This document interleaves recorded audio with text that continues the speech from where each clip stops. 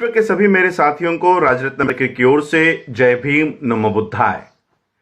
The untold Ambedkar के 11वें भाग में आप सभी लोगों का स्वागत है। डॉक्टर बाबा साहब अंबेडकर जी की पीएचडी पूरी हो गई। बाबा साहब अंबेडकर जी को पीएचडी प्रदान कर दी गई और बाबा साहब अंबेडकर भारत में आने के लिए निकले। बाबा साहब अंबेडकर जी के कार्यकर्ताओं को पता चला कि बाबा साहब अंबेडकर जी को पीएचडी प्रदान कर दी गई है और बाबा साहब किस बोर्ड से आने वाले हैं, कौन से तारीख को मुंबई में पहुंचने वाले हैं, यह सारी जानकारी मुंबई के कार्यकर्ताओं को मिली। मुंबई के कार्यकर्ताओं ने सोचा कि जैसे ही डॉक्टर बाबा साहब अंबेडकर मुंबई में दाखिल होंगे, भारत में दाखिल होंगे, वैसे ही हम बाबा साहब अंबेडकर जी का एक सत्कार समारोह करेंगे। मुंबई के कार्यकर्ताओं ने बाबा साहब अंबेडकर जी का सत्कार समारोह आयोजित करने का पूरा निर्णय ले लिया। यह बात घर पर मुंबई में बाबा साहब अंबेडकर जी के पत्नी माता रमाई को पता चली। माता रमाई को पता चला कि मेरे पति आने वाले हैं, बाबा साहब आने वाले हैं और उनका सत्कार होने वाला है। माता रमाई ने इच्छा व्यक्त की कि मुझे मेरे पति का सत्कार अपनी आंखों से देखना है, बाबा साहब का सत्कार मुझे अपनी आंखों से देखना है। यह एक छोटी सी इच्छा माता रमाई ने व्यक्त की, लेकिन माता रमाई की एक बहुत बड़ी समस्या थी।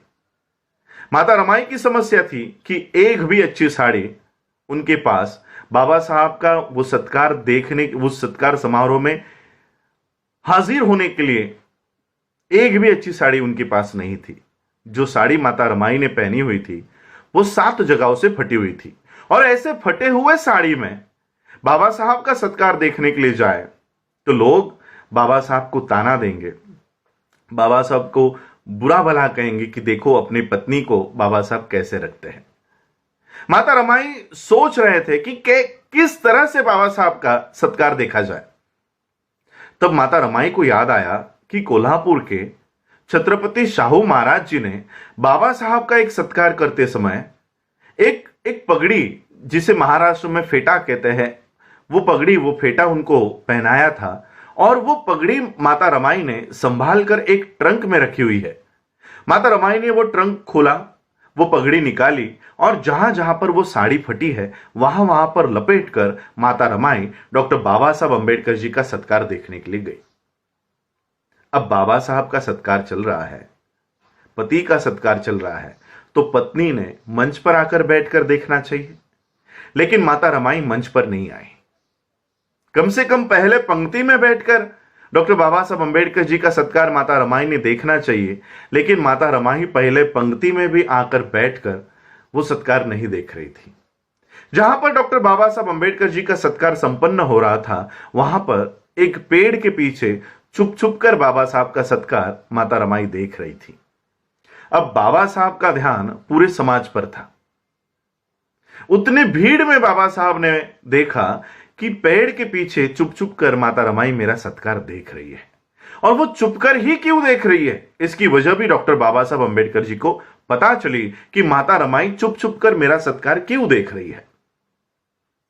बाबा साहब का सत्कार संपन्न हुआ, बाबा साहब मंच से नीचे उतरे और जिस पेड़ के पीछे माता रमाई चुप चुप कर बाबा साहब का सत्कार देख रही थी, उस पेड़ की दिशा में चलते हुए बाबा साहब गए।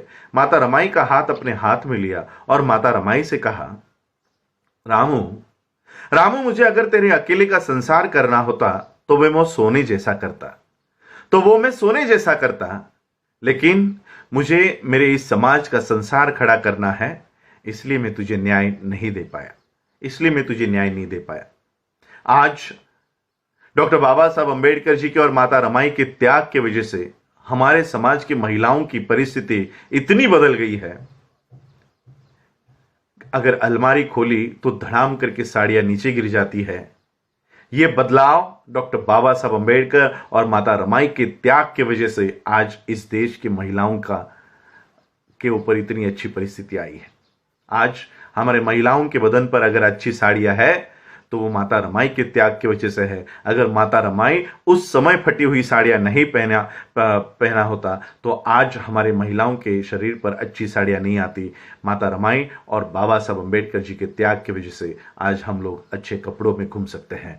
ये डॉक्टर बाबा साहब अंबेडकर जी की एक अनकही बात आज आप लोगों के सामने रख रहा हूं। जय भीम, जय भारत, जय बुद्ध।